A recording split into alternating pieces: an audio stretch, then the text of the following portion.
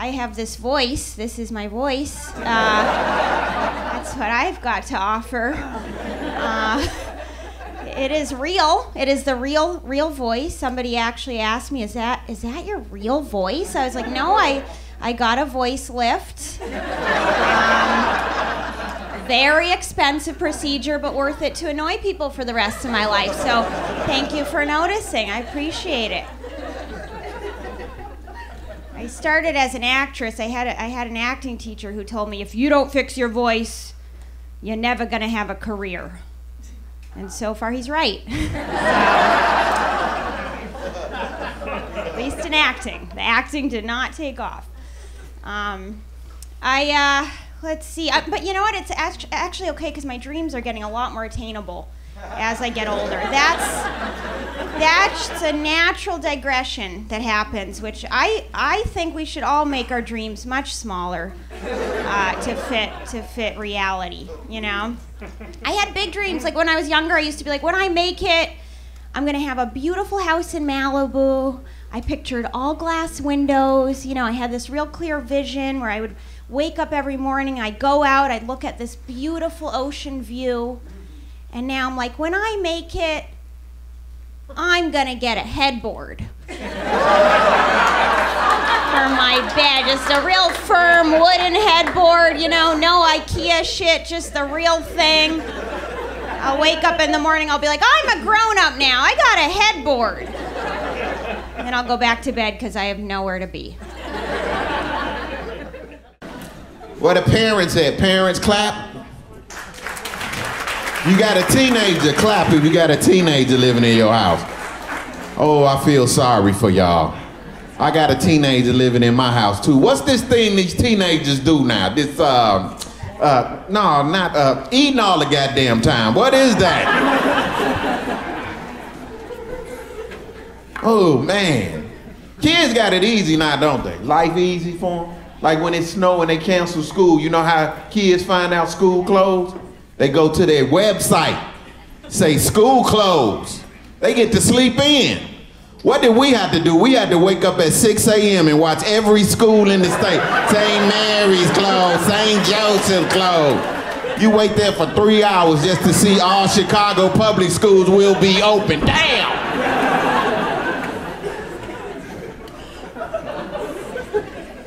They even email the parents the grades now. Did you know that? They email the grades. What did we have to do? We had to bring our report cards home. You ever got bad grades and try to act like you lost them on the way home? I tried that one time with my mother. She was like, where your grades? I was like, oh, mama. Oh, I lost them. She was like, no problem. I'm going to get up. I'm going to take off work. Yeah, I'm taking off work. And I'm coming up to that school. And I'm going to get your grades. And I'm going to look at them. Then I'm going to find out what room you in. And as soon as I see you, I'm like, oh, here they go, mama. Here go my grades. They was just deep in my pocket. I don't know about y'all, but if I'm getting an ass whooping, I'm taking it at home. Don't nobody got to know but me, my mama, and the neighbors. You get a whooping in school, your friends will never let you live that down. You'll see them 20 years later. Remember when your mama threw you across the classroom? No, I don't remember that shit. Just give me 20 on pump 3 and leave me. All my friends work at gas stations. Good to be back in LA. I've been traveling a lot. I was in New York recently, and I told my mom that I was going to New York, and she was like, don't go to Central Park, there's a lot of dead bodies there. I was like, Mom, stop watching Law & Order SVU. Also, what episode are you on? I love that show. Right, I love SVU. You guys watch SVU? Right? Who doesn't watch SVU, right? Like, it's been on for 32 years. I love that show. Like, I could be having a bad day, and I come home, and I put on USA, and I look for, like, a marathon, and as soon as I hear that dun-dun, it brings peace to my soul. Like, it's my jam. But it's got me thinking that I would be a terrible police detective, because they show these detectives Olivia Benson, Detective Stabler, Detective Hot Latino Guy.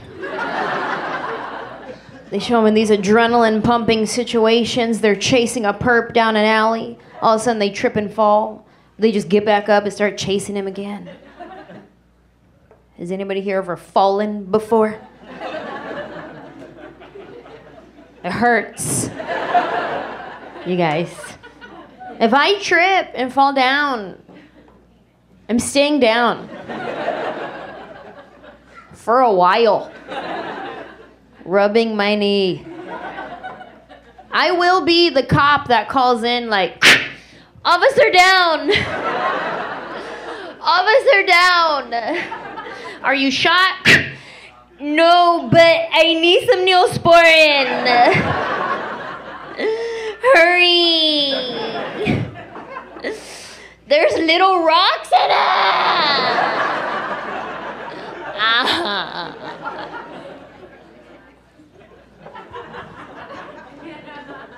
To be a good cop, you have to know your north from your south. Your east from your west. You've seen the episodes, right? Suspect's heading southbound on 1st Street. This will be my call. Suspect made a left.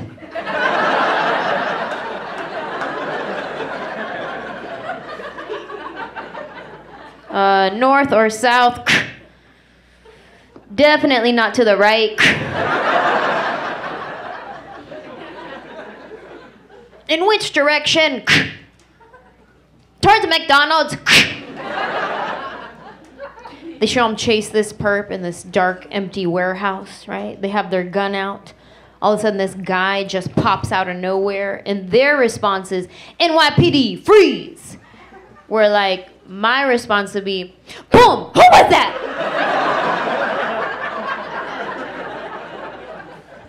But now he can't tell you who he was.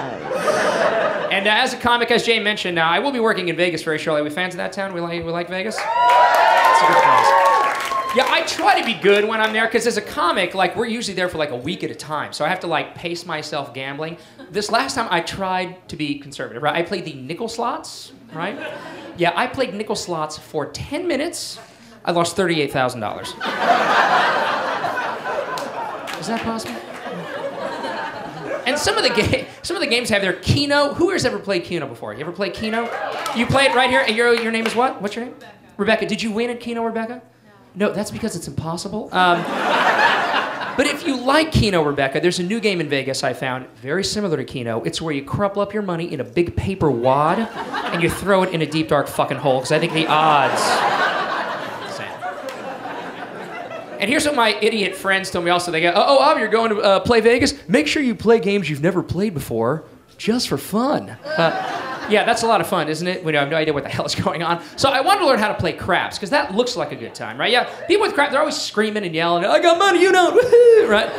So here's the problem. I never learned how to play, and it's pretty intimidating. So this is what I did. I went to a lesson, right? This is true. Casinos offer you what they call gaming lessons. I'll give you a little recap, all right? This is how my craps lesson went. All right, there are about 1,000 bets you can make. Here's what you're going to do. Take your money, put it on the table. Someone will then roll the dice. We are then going to scoop your money away. And we're going to repeat that process over and over again until you're completely broke. Sounds good to me. Now, Rebecca, which hotel did you stay at when you were in Vegas? MGM. Oh, the MGM. That's a nice one. Yeah. Did you had a good time with that one? Did you go to the Forum? Did you go to Caesars? Did you go to the Forum shops when you were there?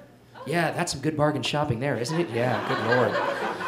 Some of the stores, I walked into a store there, I don't get it, like, yeah, how much for this belt? $300. Yeah, does it come with a prostitute? Does she whip me with the belt? Because that seems a little inflated for a leather strap. It's insane. Did you win that, Rebecca? Did you win money while you were there? No. What's your favorite game to play? Oh, you broke even. That's down about $1,000. All right, what's your favorite game to play? Poker. I like poker. Are we poker fans here? It's all over TV. That's my favorite game, right? And I like playing poker, I think, like in casinos, right? Because there are specific rules that you have to follow. Did you ever play with your buddies at home? Yeah, there's always that one guy who wants to teach everybody some crazy new game he learned, you know? With all these rules, it's like, all right, here's the game. This is called when Johnny goes to Bangladesh, he always rides a pony. All right. All even cards are wild, man. All of them. Except the 4s, which are actually 5s. Now you're going to get 3 cards. Turn 2 face up, 1 face down. Stand up. Switch seats with the person to your right. Get 3 more cards. Flip 1 face up and pass that back to your left, unless your neighbor has a king that blocks the pass. Stand up again. Rotate back to your left. Get 3 more cards. Flip 1 face up. All right, now. Here's the weird part. All right. I'm a big political fan. I voted for George Bush the first time. Yeah, right. I did. I'm from the South. I said this was our best shot to get some good, tough, racist laws in this country. Like black women under the age of 21 shouldn't be allowed to name black children by themselves. It's names like Finesse and LaQuay and Plexico, all this bullshit got to stop sooner or later.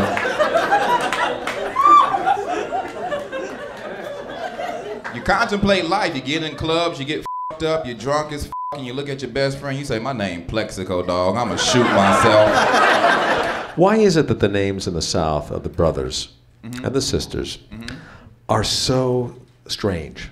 Like I was down there once, one girl's name was Chlamydia, spelled the same as chlamydia. I swear to God, it was chlamydia. Well, Kevin, that's kind of borderline racist, but I'll answer that question. It's a Southern thing. It's not a race thing, it's a Southern thing.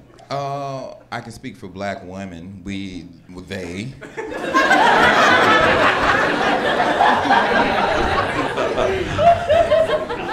They are very fond of K's, Q's, IA's, U's, Z's, and sometimes Y. All in one name. So Finesse, do you collect anything? I collect poker chips from all over the world. Do you really? How many do you have so far? About 109 different poker chips. Is that from winning them in a game or just buying them? Well, I find that it's easier to, as soon as you get in, buy one, stick it in your pocket, and forget it's there. Yeah. Because it's very easy. How much is a $5 chip? $5. $5. They won't charge you more if you want to keep it, take it home? Yeah, if you tell them that you won't gamble it, you just want it as a collector's item, it's $5. It's $5. In that case, it's $5. Yes. Okay, interesting. If you gamble it, though, oddly enough, it's $5. So if you want to buy it and take it home, it's $5. But if you want to just gamble it, then it's $5. If you gamble it, actually, I'll be honest with you. If you gamble the $5 chip and you lose it, it's actually about $200 because you spend $200 trying to get that damn $5 chip back.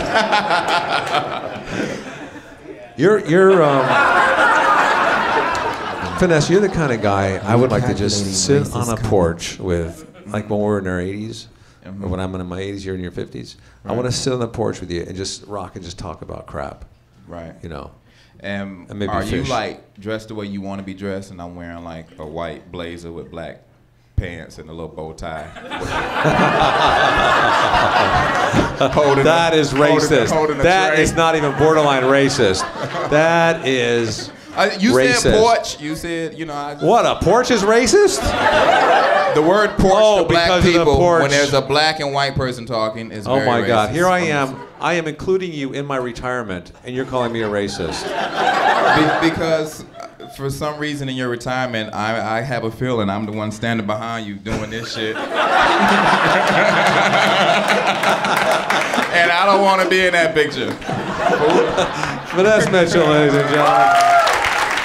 My kids made me crazy because when they were little, like there's nothing like a 6-year-old that will drive you insane. Like a 6-year-old, like 6-year-olds walk into a room like this. What am I gonna up in this room? You know what I mean? They do. They're like, okay, that's going down. I'm gonna pull that dog's tail. Like I would look at my 6-year-old and I would literally be like, what's wrong with you? You know what I mean? Like you look at them like, why are you that? You're like a little idiot. Like you want to, and they're children. Like I've said that to my kid. You're like a little idiot. And then it comes out of your mouth and you're like, oh shit, he's there. I've grabbed my son by the arm, grabbed him, and said some shit to him that you should never say to a 6-year-old. Like, get the over here. Oh, I will crush you. I told him that. I will crush you into kid dust and then blow your dust body away. A 6-year-old will believe that shit. I don't want to be crushed. You know what I mean? That kid is now 16 though. That's the problem. This kid is 16 years old. He's 5'11". He's 190 pounds. I never felt more like a pussy in my life. I'm at my house walking through my living room where I pay the bills, right? My 16-year-old comes walking the other direction and does one of these. Yeah, I went like this. No! And I fell on the floor. And then he looks down at me and goes, I will crush you. My wife always tried to test my love. She asked me recently if I would take a bullet for her. And the thing with that, for one, is she runs with a pretty rough crowd. So, yeah, it's probably going to happen. I told her yes, though. But honestly, the only reason I said yes was because, like, I don't know how fast a bullet is. You know, exactly, right? But it's pretty fast. Like, you don't hear a gun go off and you're like, oh, I should get over there and get in front of that. Right? It doesn't. All I gotta do is, like, I'll be like over here and then she'll get shot. So then once she goes down, I just gotta dive, like, right after. So I'll die, then I'll be like, did I get it? I'll feel around. And I know her, all right? We've been together a long time. She's gonna be pissed about it. And she's like, no, you didn't get it. Like, you get nothing. I'm like, all right, so we're in a fight now. I'm like, all right, well, maybe that wasn't reasonable to ask me to do. You ever think of that? It's a bit unrealistic, all right? How fast could I possibly be? If you want to ask a realistic question of your spouse to protect you, you should be like, hey, would you take a sword for me? That's much more realistic. You're going to see a sword. If you ever get stabbed by a sword, you knew you were near a sword for at least half an hour.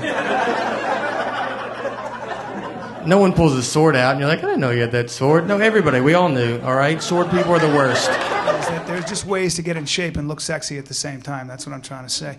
Churning butter, by the way, I don't know if anybody's ever churned butter. You got a vat of milk, don't let it go to waste. You can do some very sexy things with that. You take a long piece of hickory, a vat of milk, and just churn that. Now, a lot of times they'll churn this way. That's proper, I guess, if you talk to people from Kentucky. But they can kiss my ass, all right? You can also do it like this.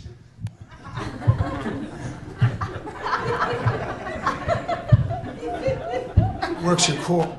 Great.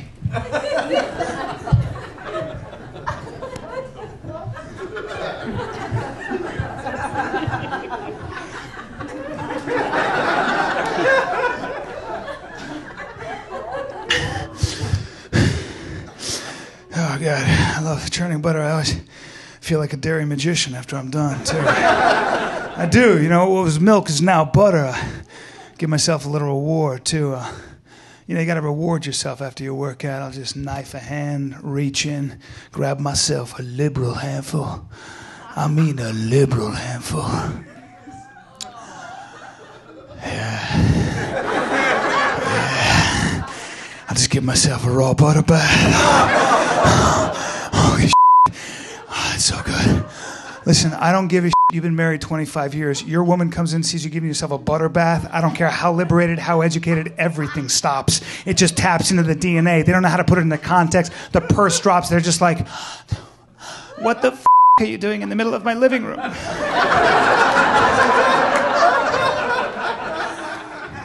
Nothing. Just giving myself a butter bath, that's all. It's not illegal, is it? I mean, you ain't the butter police, are you? Butter police? Let me tell you something right now. If she is the butter police, she best slap them cuffs on real tight. Because I guarantee my wrists will be all kinds of buttery. And I might just slip out. And she's either going to want pancakes or she's going to want an F to the uck.